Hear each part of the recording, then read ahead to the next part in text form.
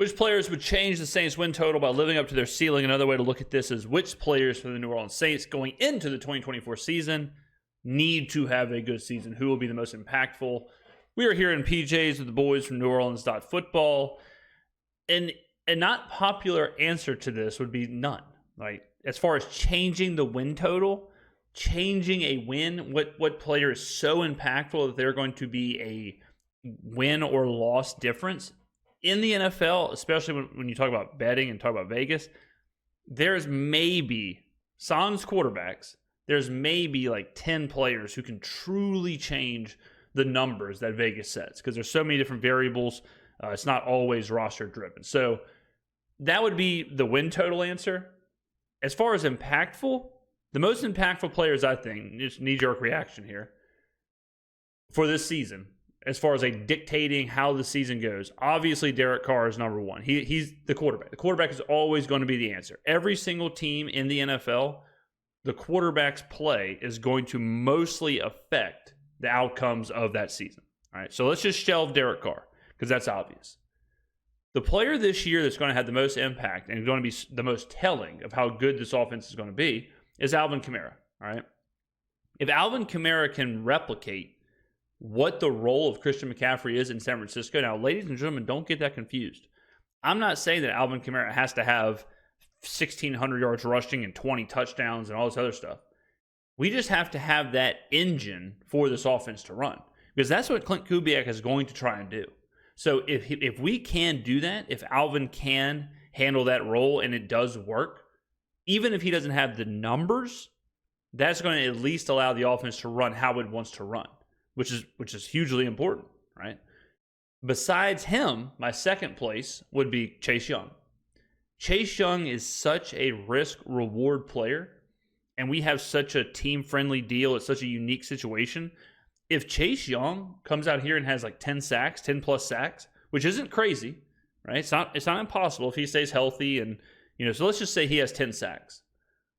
Think about what that does for the future of the Saints and for next season. Next season, it gives us something we didn't have at all. We had no pass rush at all in last year. So if we all of a sudden have a guy giving us double-digit sacks, that is crazy. What does it do for the future? Well, we would extend Chase Young. We would lock him up. All of a sudden now we have a 24-year-old former second overall pick giving you double-digit sacks. Changes the entire defense. Because now you're thinking, well, damn, if we have this guy and Carl Granderson, and if we can kind of figure out something in the middle, his defense all of a sudden becomes pretty nasty. The defense all of a sudden becomes, do we have the best secondary in the NFL? And then all of a sudden we've got a legit pass rush with a 24-year-old who's going to do this for years to come. Huge. So those are the two players I would say are the most important, is Alvin Kamara and Chase Young. Which players would change the Saints' win total by living up to their ceiling? Third, let me give you a bronze. Third would be Talise Fuaga. If Talise Fuaga is a legit cornerstone, keystone tackle, whether he plays on the right or the left, let's say he plays on the right, then that's someone else you can say, okay, well, we have our right tackle for the next 10 years. If he's like an all-pro level kind of offensive lineman, then you can check that box and say, okay, that part of the offensive line is good. Let's keep going down the list and figure out the rest. In our last overtime segment, a viewer popped into the chat and asked that great question. Who would change the ceiling? In particular, they asked about Chase Young. Like, would the win projections change if they live up to their ceiling? So, like you said, that's the lead topic. So who would you pick, Mike? Yeah, Chase Young's near the top of the list, but to me, it's a guy who we've talked about a lot. It's Trevor Penning. And it depends on what you mean by Trevor Penning's ceiling. But if we're talking about the ceiling, like first-round talent, a guy that was picked to not only be an adequate starter, dependable starter, but a special starter, first-round caliber. If you told me Trevor Penning was going to play like even Andrus Peat or better, I'd probably be much, much, much higher on this team. I don't know if I'd give him. I'll go ahead and tell you this, that wouldn't change the total at all. Like, if you told me that Trevor Penning was average this season, which would be nuts for him. If Trevor Penning was average, I mean, my God, throw a parade, hang a banner. The banner in the Superdome would just read, it would just read Trevor Penning average 2024. But if he's average, that's not going to change the wins or losses at all. Like, it would be good. It'd be a positive, but I don't think that's impactful enough. 2 extra wins, but I'd probably be picking him to win the NFC 2 South extra wins? if I felt like there was something good happening at left tackle instead of a like terrifying unknown at left tackle.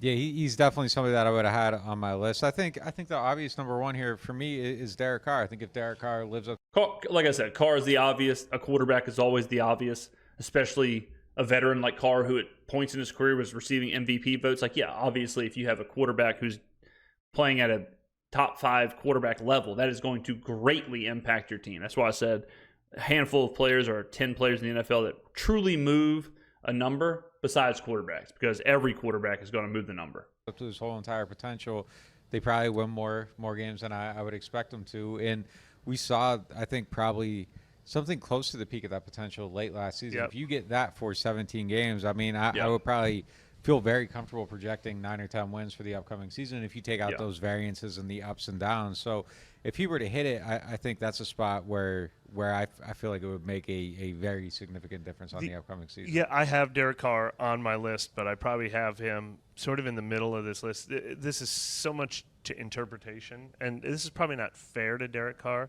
but I feel like Derek Carr has settled into not an exactly we know what he is, but I'm thinking a little bit more about the, like, Chase Young, Trevor Penning. They could be great, or they could be an absolute 0 for the team. I think Derek Carr is going to be a 7 for your team no matter what. Maybe he'll be an 8. That's the only reason why I would. But I agree. Nobody's more no idea what that meant. afraid of this team than No Derek clue. Carr. And when he was playing at his best, what did they go down the stretch? 4-1 over the last 5 games. If you go 4-1 during every 5-game segment, then you're one of the best teams in football. I mean, not exactly how you extrapolate that out, but if all Derek's right. a 7 though, and you get him to a 10, I think that really does make a high of course significant it does. difference. Hugely. I don't really have anybody else on my list. For me, it was Trevor Penning, Derek Carr, and Chase Young, and those are the only guys that I really feel. Chase Young is a good one. I'm glad we all agree on that. I'm surprised I didn't say Fuaga. I guess they're not counting rookies. I don't know, but I think what Fuaga is being asked to do, if he comes in and he's really, really good, that is hugely impactful. I think more impactful than Trevor Penning. I feel like can change the season entirely. Like if Paulson Adebo plays, like you already know. But like, how good would Penning have to play to truly change the season? He would have to play like at an all-pro level, and even then, I'm not sure if that truly changes the season.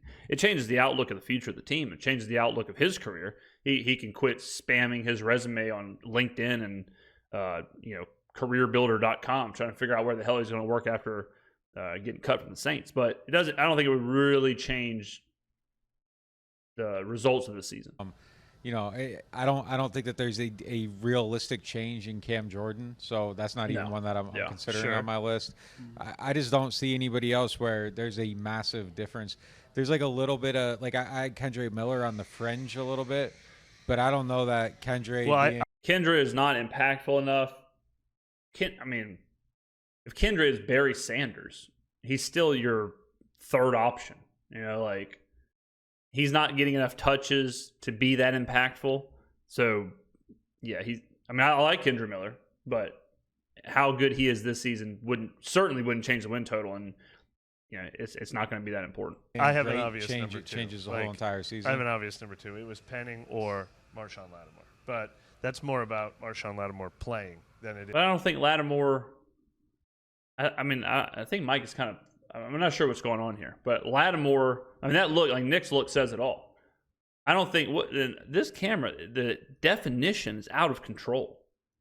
I feel like I'm watching like a Sin City or 300 or something. Like the quality and definition and the sharpness of the video quality. Goodness, but like Lattimore, if Lattimore is really good, then that's just Lattimore. And if he's a little bit worse than really good, does that change anything? No. It is playing better. It means he's healthy, and it means he hasn't left the team.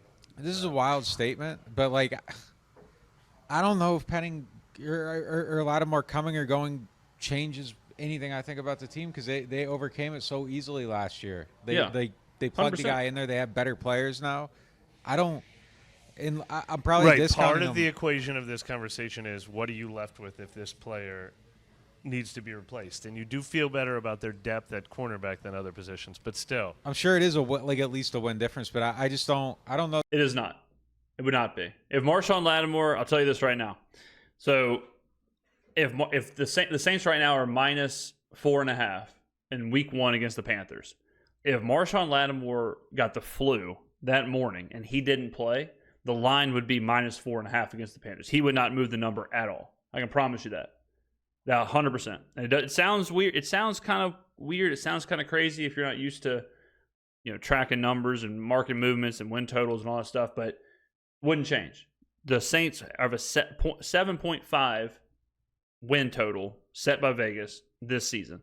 If Marshawn Lattimore, if you knew he was not playing the entire season, that win total would go from 7.5 to 7.5. That's just how different positions work, and it's certainly how his position works. Marshawn Lattimore is a great player. We need him. He's a good player. He's awesome. All that stuff is true, but that can be true with not changing the numbers, which is the title of this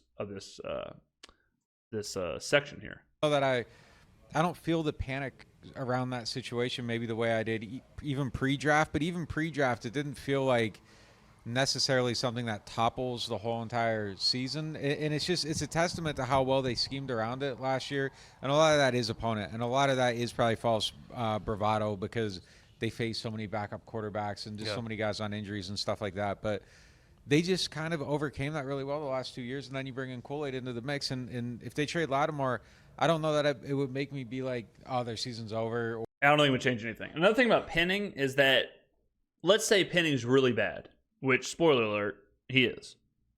We already know what that looks like. He was really bad last year. Like, they're just going to move on from him, get someone else in there, and that'll be it. So I don't think Penning, it's kind of crazy that he's still being talked about as like this really important, pivotal player. We've already seen the worst of what he can do and what that looks like for the Saints. And if that happened again, I don't think anybody would be surprised, and I don't think the Saints would be surprised. And I think they would plug someone else in, and they'd be fine moving forward. Or they aren't going for the playoffs, or I would just kind of be like, all right, well, these guys need to stay healthy. I'm thinking about this one in reverse a little bit. I'm at 8-9. We did our predictions the other night. Me and Brandon were both at 8-9. You were at 9-8. And I said, kind of feels like the same thing we've been seeing. The 3 years in a row now, they won 9, they won 7, they won 9. And I'm picking some guys that I almost consider I'm not factoring them in. But if you told me, no, you're getting 17 games from Marshawn at Marshawn's peak, I'm like, oh, shoot, maybe that's a 10-win team. That's fair. To go from 8-9 to then you think that Marshawn's peak can give you 2 extra wins, that is a tremendous amount of difference. That is a huge amount of difference. To go from 8 to 10. I mean, especially with our schedule. I mean, I don't know. Unless he has 15 pick sixes and he's truly impacting the game like that, I just don't see how you could possibly swing that heavily on his performance. Like, I think they can continue to be what they've been without Marshawn. I think Marshawn makes them better.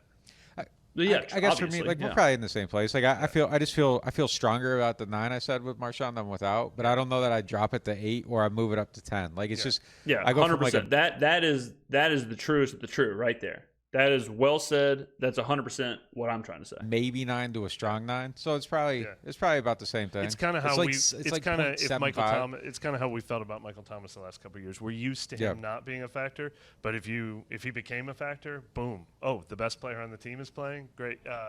See, Thomas probably would have been one of my answers last year because if you go from a guy who is just a complete question mark to, hey, you have the offensive player of the year. That is something that can really change the season, which is what I'm saying with Kamara. Kamara had what he averaged, 4 yards a carry last year. We never had a game over 90 yards rushing.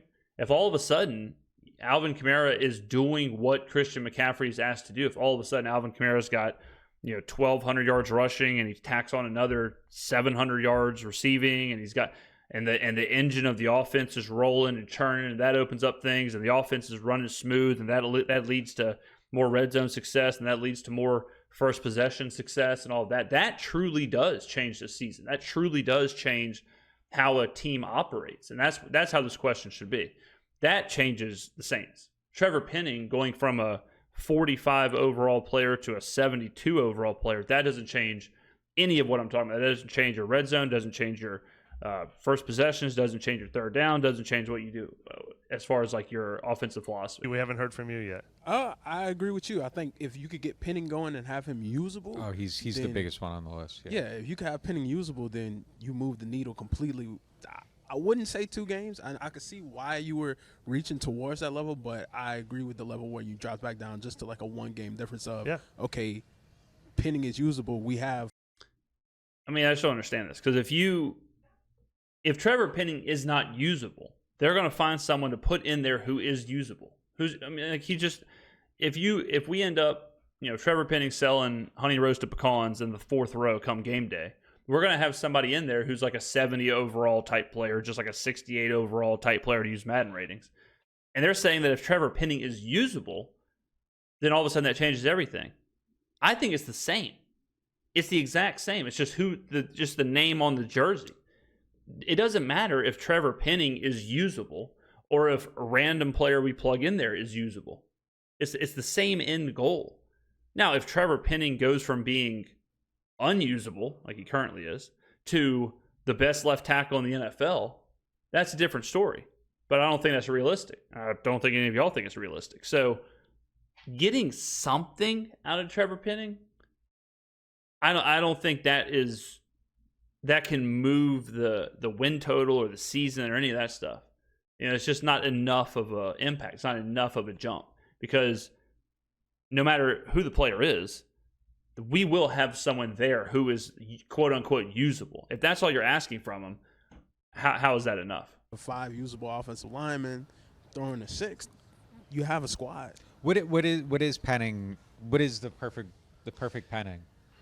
What do you mean? What is the perfect Penning? Like in this exercise, what is peak Penning? Like what's his ceiling? I think anything over average would be crazy to expect. We haven't even seen rosterable. Last year he couldn't even play. Last year he didn't even play on like jumbo packages. That's how bad he was. So if you just say he's average this year, that would be a huge step forward for him. It would save his career. It would keep him on a roster. So having an average left tackle you think is going to change the wins by 2 to go from an 8-win team to a 10-win team, having an average left tackle?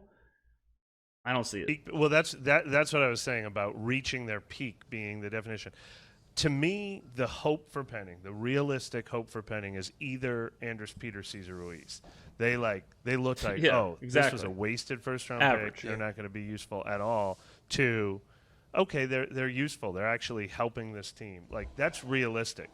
But one step further than that is, what if he's also way better than that? What if he's an actual first-round pick? So he's Pete or Cesar Ruiz, I add a win.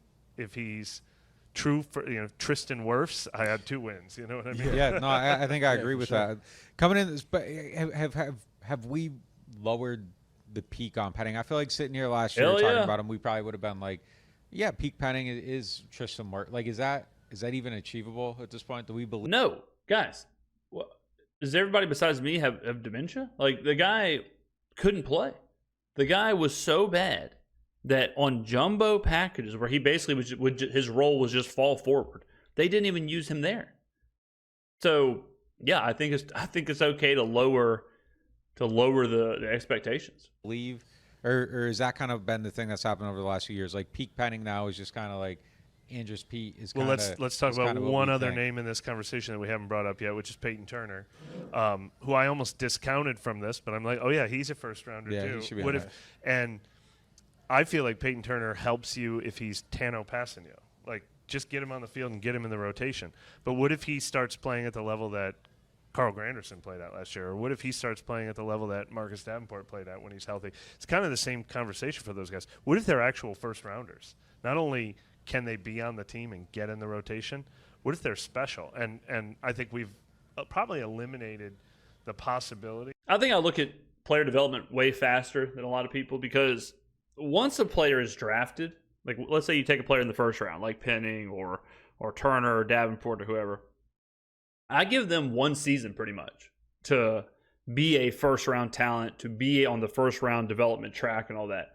If that first year they show me that they are a D player or a C player, I throw the first-round thing out the window. I don't care at all that you're a first-round talent. At that point, it's like, okay, you are now a developmental player, or you are now a C player, you are now a B player, you are now whatever, until you show me something different.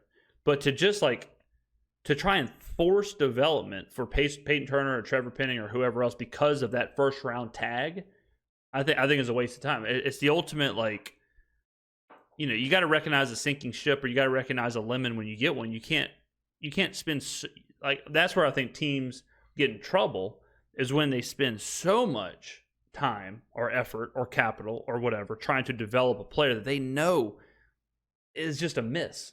And even if the first rounder ends up just being blank average, what point is it to try and get every single drop out of squeezing Trevor Penning? This whole conversation they're making is just to get Trevor Penning average. Just don't worry about all the development and the time and the effort and the whatever. Go get somebody who you know is average. Just go get some 32-year-old journeyman who's just average. If that's what you truly think Trevor Penning is. Now it's a little different positions. Like, obviously, if you take a quarterback in the top 5, you don't want to just toss them immediately. You want to give that player some development. But someone like Peyton Turner, Marcus Davenport, Trevor Penning, those are you can find those players. I mean, if you hang out in PJs for long enough, someone will probably walk in who can give you the same kind of production that Chase Young or Trevor Penning and Peyton Turner and Marcus Davenport are giving you. In all of our minds, that we're not even talking about that. We're not even talking about what if Peyton Turner is Carl Granderson. We're talking about what if Peyton Turner can get on the field. Yeah. But the fact that those guys are first rounders, it's that is sort of like the Chase Young conversation. Like, oh no, what if this guy is like the third best player on the team? Yeah, it's totally different. I mean, they're talking about, can this guy get on the field? Is this guy usable? Versus, can this guy give you 10, 12 sacks and be the best player on the defense? Chase Young, not just, which is why I picked Chase Young, getting on the field, but being actually special. I feel there's more possibility with Peyton Turner than with Trevor Penning, and it's probably because Peyton Turner's been injuries and Trevor Penning's inability, is straight up inability. So I kind of feel like the ability for Peyton Turner, like if Peyton Turner matched Carl Granderson, I don't know that I would be shocked by it. At the same time, I'm with you. I don't expect it. We did this, didn't even enter my thought process that he could be somebody that could raise the bar on the team. I mean, technically you could say that for Isaiah Foskey too, but yeah, I mean, Foskey's closer to, he has less warts on him. So I believe in Foskey a lot more than I do these other guys, just because there hasn't been repeated disappointments at this point. But yeah, it's kind of interesting. I have much more faith in Peyton. If Peyton Turner, Isaiah Foskey, or Trevor Penning is impactful at all in this season, it's bad news bears for the Saints. I'll tell you that. And Turner being something than Trevor Penning, I think for sure. I had a few more names on my maybe list to talk about. I mean, Taliesin Fuaga, if he reaches his peak. I mean, sometimes a guy comes in right away as a rookie and plays like first rounder. If he's special, if he's that special, I think Fuaga also, from what I'm hearing about his intangibles, I think he could really impact the team as far as culture. If he is this super tough, super aggressive, just kind of mean up front player, that can change a locker room, even as a rookie, just kind of putting that out there. So even his intangibles are probably going to be more impactful than Isaiah Foskey. Anyone on the offensive line. I have Nick Saldiveri on here too. Like any offensive lineman that Nick Saldiveri, get him off the list. That comes in and kills it. I'm picking them to go 8-9 mostly because of my fears on the offensive line. So Mike's list right now is Isaiah Foskey, Peyton Turner, Trevor Penning, Nick Saldiveri. What's going on here, my boy? Give me somebody really special on the offensive line. I don't know if we're allowed to talk about Klint Kubiak in this conversation. He should be up there. That's literally who I was. I didn't put him up there, but if he was one of them, he'd be way up on the list. But I was like, nah, he's not a player. Yeah. And then. I put Kendre and A.T. Perry on here. What if they hit it? I had Jordan Howden in here. I don't know that I'm adding win totals for that. But I do have one more name, and I'm going to talk about this guy every time I can, is Taysom Hill. If they figure out how. Taysom's a good one. I mean, if Klint Kubiak, you never know how that's going to be utilized. If Taysom Hill does have a Deebo Samuel type resurgence or role or production, But that's kind of the same thing with Alvin Kamara, where if the players we have do fit the role of their counterparts in San Francisco, then the offense is going to run smooth. It's going to be efficient. That'll make us efficient. That will win us games. So if Klint Kubiak gets the most out of Alvin Kamara, gets the most out of Taysom Hill, gets the most out of Chris Olave, gets the most out of Derek Carr, that is truly impactful. That truly can change the record by the end of the season. So that is a good answer. That is much more important than Isaiah Foskey and Nick Saldiveri. Out of Taysom Hill, I'd sure love to see it. I'll tell you this, ladies and gentlemen, if you want to know why they keep building high-rises and luxury casinos in Las Vegas, it's because of conversations like this. I hope these fellas do not wander into Harrah's at the end of Canal, because there are quite a few ticket writers at the sportsbook who would take great advantage of triple thinking that Nick Saldiveri is going to impact the win total by 2 wins. I know a whole lot of people with a direct line to Costa Rica with some bookies who would gladly take the money of these fellas here, ladies and gentlemen. Let me know who you would have as your most impactful player on the Saints roster going into 2024. Thank you very much for watching. I'll see you in the next video.